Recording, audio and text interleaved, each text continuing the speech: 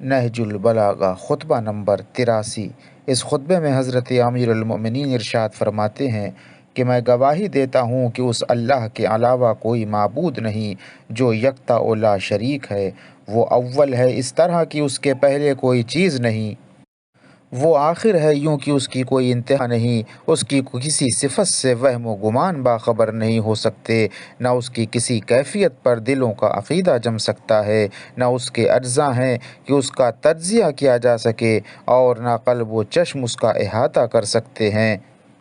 خدا کے بندوں، مفید عبرتوں سے نصیحت حاصل کرو اور کھلی ہوئی دلیلوں سے عبرت حاصل کرو، اور مواعظ و اذکار سے فائدہ اٹھاؤ، کیونکہ یہ سمجھنا چاہیے کہ موت کے پنجے تم میں گڑ چکے ہیں اور تمہاری امیدیں اور آرزوؤں کے تمام بندھن ایک دم ٹوٹ چکے ہیں۔ سختیاں تم پر ٹوٹ پڑی ہیں اور موت کے چشمے پر کہ جہاں اترا جاتا ہے تمہیں کھینچ کر لے جایا جا رہا ہے، اور ہر نفس کے ساتھ ایک ہکانے والا ہوتا ہے اور ایک شہادت دینے والا۔ ہکانے والا اسے میدان حشر تک ہکا کر لے جائے گا اور گواہ اس کے اعمال کی شہادت دے گا۔ اسی خطبے کا ایک جز یہ بھی ہے کہ اس میں حضرت علی علیہ السلام جنت کے متعلق فرماتے ہیں کہ اس میں ایک دوسرے سے بڑھے چڑھے ہوئے درجے ہیں اور مختلف معیار کی منزلیں ہیں، نہ اس کی نعمتوں کا سلسلہ ٹوٹے گا، نہ اس میں ٹھہرنے والوں کو